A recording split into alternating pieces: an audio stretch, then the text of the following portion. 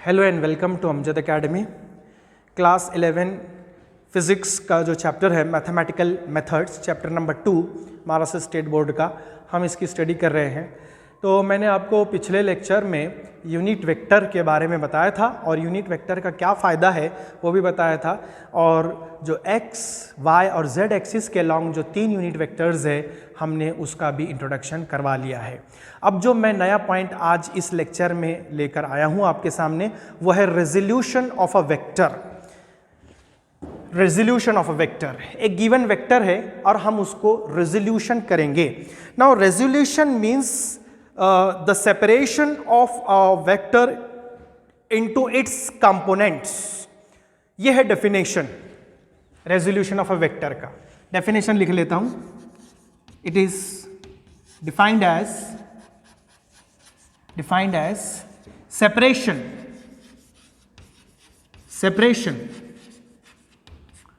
और स्प्लिटिंग यानी टुकड़े करना, अलग अलग करना, splitting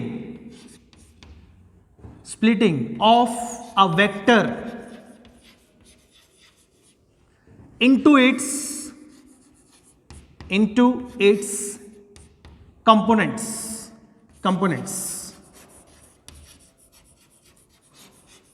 यह है definition.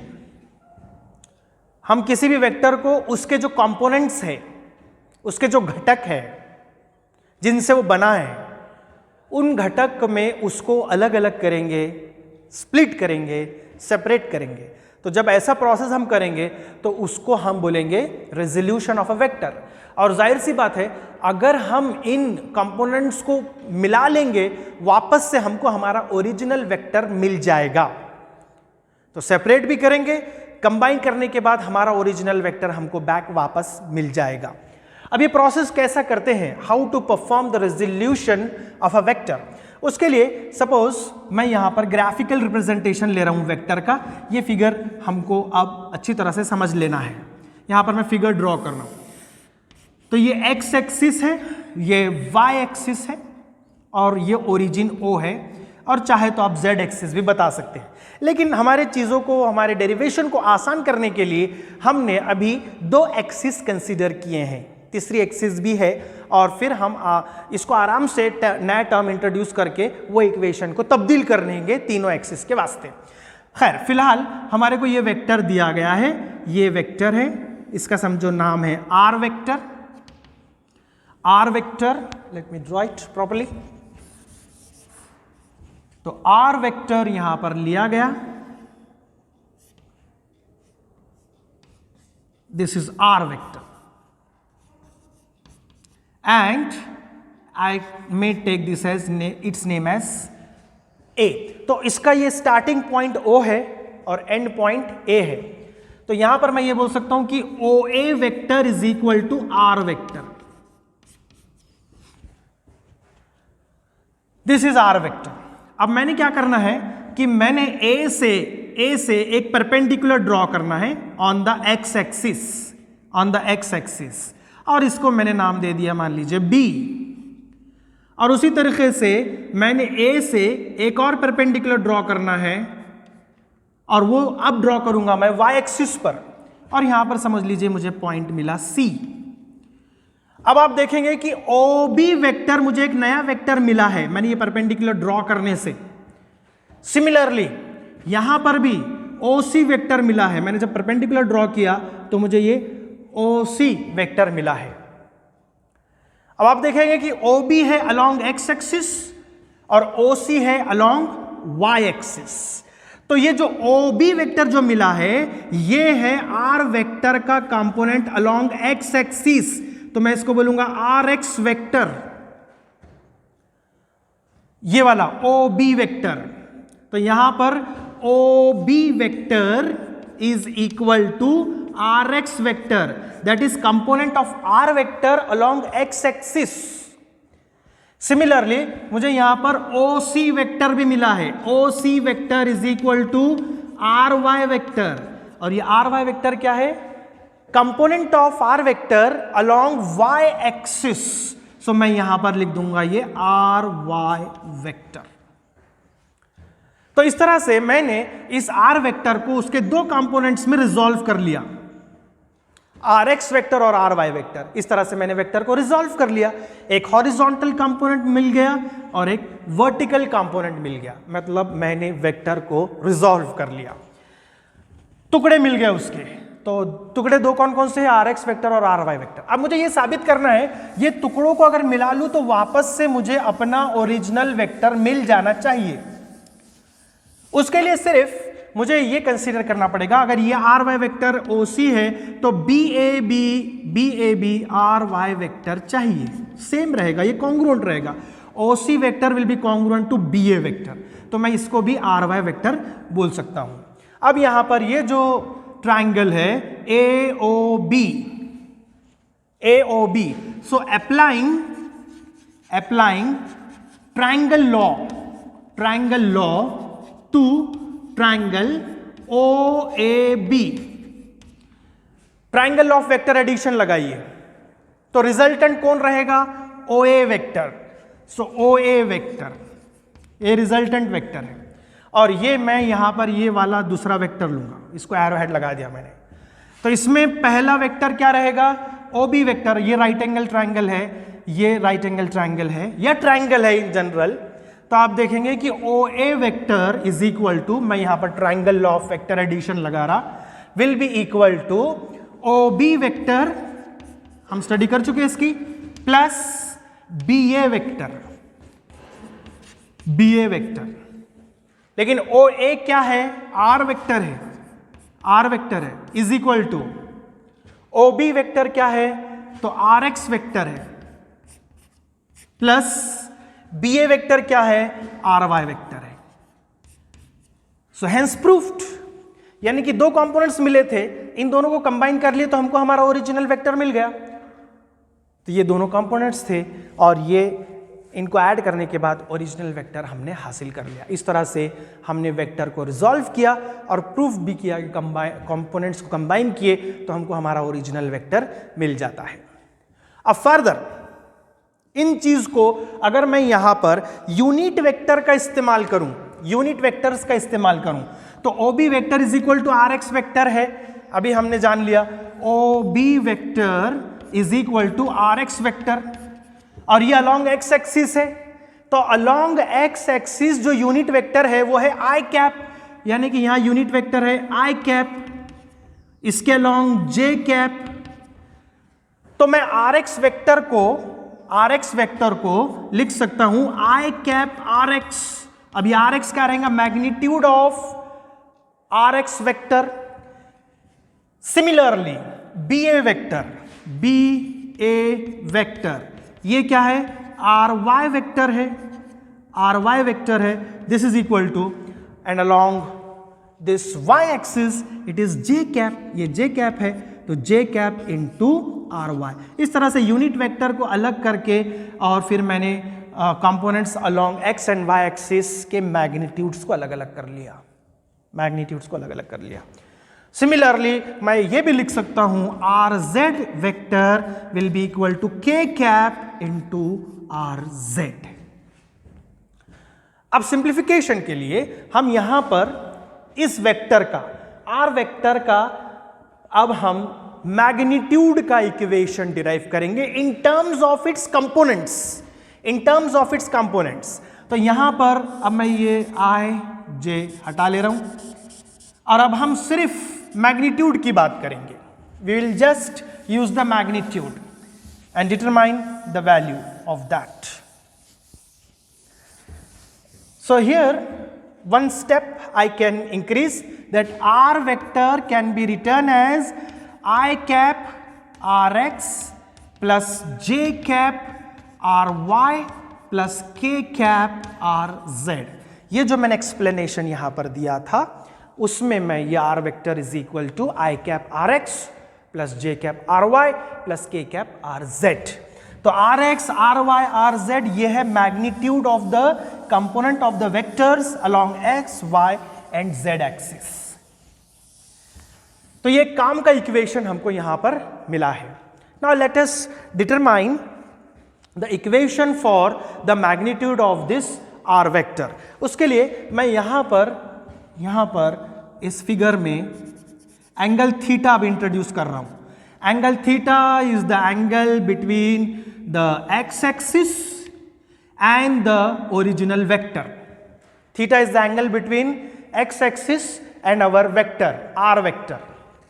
So theta is angle between x-axis and r vector. Okay. So here let me now determine the value of rx. Let me determine the value of ry. I'll combine them and see what will happen to that. So let us now determine the value of OB और RX. अब सिर्फ magnitude की बात चलेंगी, only magnitude, forget about the direction for the time being. थोड़ी देर के लिए direction को भूल जाइए और अब सिर्फ मैग्नीट्यूड की बात कीजिए। अब मुझे बताइए कि RX क्या रहेगा। तो एंगल थीटा के लिए ये जो RX है या साइड OB है ये एडजेसेंट साइड है, तो मैं कौन सा ट्रिग्नोमेट्रिक फंक्शन लूंगा, तो कोसाइन लूंगा। तो इस वजह से cos theta will be equal to in that right angle triangle, so it will be adjacent side, that is rx upon hypotenuse is r, सिर्फ r, ये टोपी हटा के तो r. So therefore what I get is rx is equal to r into cos theta, no problem. सब टोपियां हटा दी गई है, सिर्फ मैग्नीट्यूड की बात चल रही है। सिमिलरली साइन थीटा निकालेंगे। Sine theta will be equal to, sine theta होता है opposite side upon hypotenuse. Opposite side है R Y upon hypotenuse R. So therefore what I get is R Y is equal to R sine theta, R sine theta. Now I may number this as equation 1, this as equation 2। अब ये दोनों equations को square करके add करना है, squaring and then adding. So I will remove this here and keep the figure for the time being. कुछ वक्त के लिए फिगर रहने देता हूं ताकि फिर मैं डायरेक्शन के लिए भी वहां पर उस फिगर का इस्तेमाल कर सकूं। तो आप देखेंगे यहां पर मैं ये स्क्वायर कर रहा हूं, squaring and then adding equations 1 and 2, equations 1 and 2 को स्क्वायर करके ऐड करना है। चलिए स्क्वायर करके ऐड करेंगे तो इसका स्क्वायर रहेगा rx स्क्वायर, स्क्वायर करके ऐड करना है ये दोनों को, तो ry square plus ry square is equal to अब राइट हैंड साइड का स्क्वायर कीजिए, so it will be r square cos square theta plus r square sine square theta. यहां क्या किया, इसका स्क्वायर और दोनों के LHS को ऐड किए, लेफ्ट हैंड साइड को ऐड किए और फिर RHS को ऐड किया, तो हमको ये स्टेप मिला। Okay, now I can remove this. So from here what I get common as r square, so it will be rx square plus ry square is equal to r square common inside the bracket cos square theta plus sin square theta। लेकिन mathematics में आपने देखा कि sin square theta plus cos square theta की value 1 होती है, but cos square theta plus sin square theta is equal to 1 and hence we will get, तो ये 1 r square into 1 यानी सिर्फ r square बच जाएगा, so therefore we will get r square is equal to, ये मैं इसको इधर लिख रहा हूं, तो rx square plus ry square। और अगर तीसरा भी कंपोनेंट ले लें rz वाला, तो it will become rz is equal to rx square plus ry square plus rz square, अगर z एक्सिस वाला कंपोनेंट भी हमने ले लिया तो, या finally r is equal to ये बैठ जाएगा रूट में and you will get rx square plus ry square plus rz square.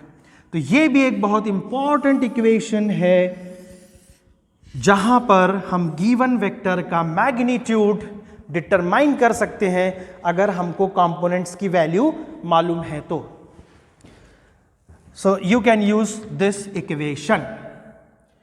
For example अगर मैंने लिया कि कोई वेक्टर है, मान लीजिए L वेक्टर है, तो अगर मैं उसके कंपोनेंट के फॉर्म में वो इक्वेशन देना चाहता हूं तो वो आ जाएगा, समझिए 3i cap plus 2j cap minus k cap. एक एग्जाम्पल के तौर पर एक वेक्टर इस तरह से दिया गया है, तो आप समझ जाना चाहिए कि ये जो वेक्टर दिया है वो इस फैशन में दिया है। हमने आर वेक्टर की मदद से इसको सीखे और हमने क्या पढ़े फिर, I cap into R X plus J cap into R Y plus K cap into R Z.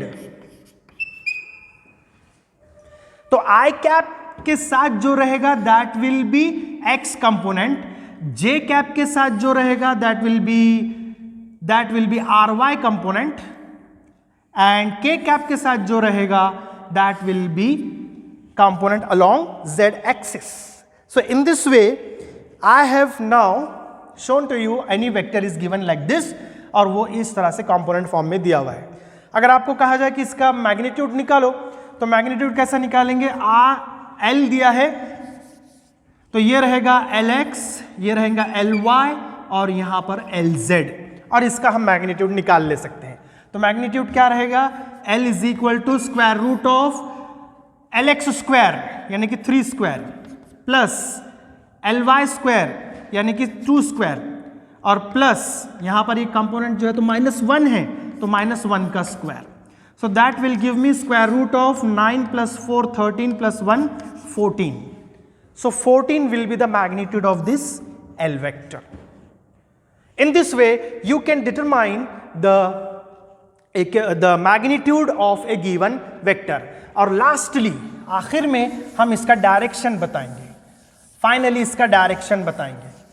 तो डायरेक्शन में हम ये लेंगे थीटा, देखिए theta, so tan theta is equal to